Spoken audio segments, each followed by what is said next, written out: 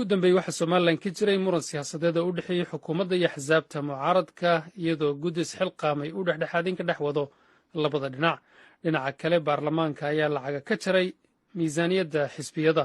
arrimahaasi iyo weliba in hadda aragtida siyaasadda soomaaliya wax iska bedeleen ayaa wariyaha v o eda magaalada boorama haashim sheekh cumar good waxa uu ka waraystay guddoomiyaha xisbiga ucid faysal cali waraabe. guddoomiyuhu waxaa marka hore uu ka jawaabaya khilaafka siyaasadeed ee xisbiyada somalilan.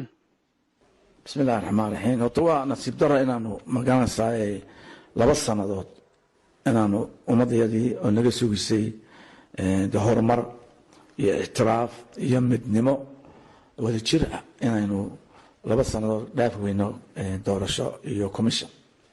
aad iyo aad baan uga xumahay. waanan ka apologize garanaya ummadda reer somaliland. uma qalanto muran dad isxilqaamay oo haldoorka reer somaliland oo sheekh cabdilaahi sheekh cali jawhar ka mid yahay, xaaji muuse dalab ka mid yahay, food ka mid yahay, sheekh food ayaa horta arrintiina dhexdhexda waa sii ahaan jirtay weligeedba markuu reyaala madaxweynaha anagoo mucaaradka ahayn. marka insha allahu tacala waxaan jecelahay inay dadkaasi keenaan sulux kii 2009 taasaan sugina insha allah. madaxweynuna uu la kulmayaa 4 maalmood ka bacdi. anagu waan la kulanay, mowqifkee waan sheegnay. waxa weeye dalkan waa xundur ah murankeena doorasho dhacdo. waxaanu aragnaa kordhiska la sameeyay 2 sanadii waa null and void. ma jiro wax ka jiraya ma jiro. dastuurka iyo xeerka soo in lagu kala baxama inta guddi madax bannaan oo shacabka ka socota ay dhexdhexaadinayaan idinkiyo mucaaradka iyo xukuumadda.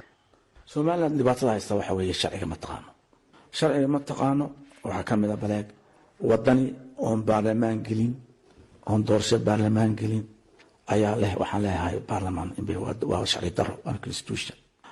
baarlamaankiini ayaa iska fadhiya 15 sannadood 5 sano la qaatay waa bilaa sharci. maantana waxa weeye sharcigii wuu horyaalaa. sharcigii dadkeena eegi maayaan. madaxweyne waa inuu sharciga ilaaliyaa. isagiiba hadda sharciga ku haysanaa. maadaama aan baarlamaan la soo doortay aanu jirin soo inay iyagu sii joogaan maaha dalkiima baarlamaan la-aan buu noqonaya. waxa weeye aad sharcigu wuxuu odhanayaa cidda bedelaysa cid la soo magacaabaya noqonaya baarlamaan elected ah oo food ku yimid. laakiin odhanaya sii fadhiyo markay 5 sano ka baxeen dibad ka baxeen dowladdii siiraayo ayaa sanadii 8 bilood u kordhisay. marka waa sharci daro. sharci odhanaya guurtida ha soo joogto ha isdoorato ma jiro. baarlamaan odhanaya ha sii joogo ma jiro. haddaanu berigii hore soo xumoodnay maanta ma ogolaanino. dhowaan baarlamaanku waxay ansixiyeen miisaaniyaddii dowladda. waxaa ka mid ahaa qodobada lagu soo daray in axsaabta intii ugu qoondaysnayd miisaaniyadda in lacaga looga jaro caafimaadka iyo cusbitaalada iyo in looga jaro. arrintaased u aragtaa? horta waa jahliga inahay. waxa weeye baashi waxaanu garanayn inuu isagoo xusbigii soo doortay uu accountable siyaasadiisa ku socdo. lama arag MB wakiilaho xusbigii ka yimi soo u talinayo.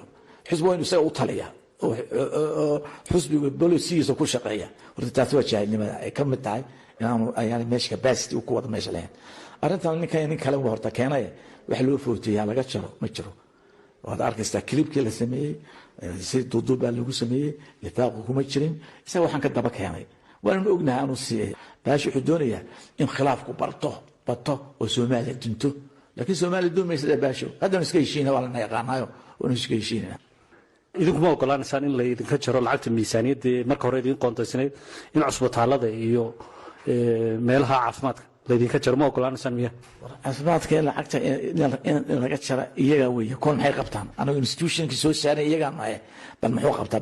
bal baasha muxuu qabtaa? khilaafkiinan gudaha Somaliland axsaabta mucaaradka iyo ka dhaxeeya xukuumadda sidoo ku soo jarmaya xalku yahay adiga xal ahaan aad u aragtaa? xalku waa laba midun.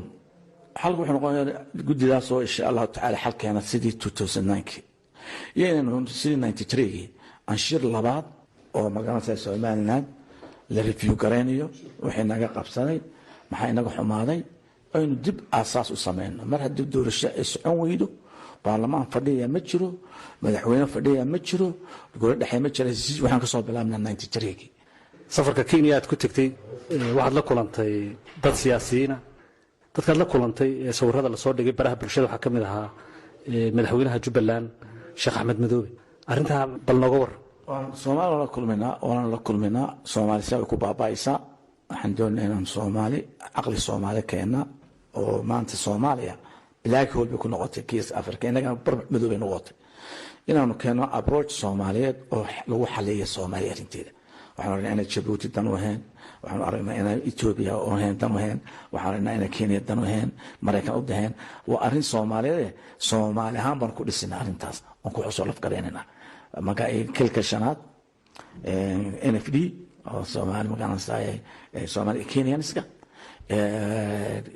iyo soomaali wixii caqli lahba waxaanu samaynaa guddi soomaaliyeed oo elders elite ayaan doonay inaanu samayno oonu samayno road mapkii soomaali lagu hagaajin lahaa waana danta somaliland inaynu baartinan helno wanaagsan oo aynu ku kala baxno insha allahu tacaala wadahadal lana yeelano taasi miyaanay ka hor imanin gooni iskutaagkii somaliland gudoomiye waxa naga dhexeeya soomaali waa bori qore waa jiir qora oo shan loo qaybiyey xaq baanu leenahay inaanu magaranaysaa soomaali markii hore hargeysa ahayd meel soomaali laga hagaajin jiray jabuuti looga yeeri jiray NFD looga yeeri jiray ugandina looga yeeri jiray maantana waxaan doonay roolka inaan ciyaarno anigu maskaxda inanka yar konaya waxa la isla hor hebel buu isla taagay waa leader baanu ahay maayan daba inanka yare garanayn soomaali wax isku tahay anu inaan dhaqamaha iyo hogaamiyo inaan hogaamiya jaahilka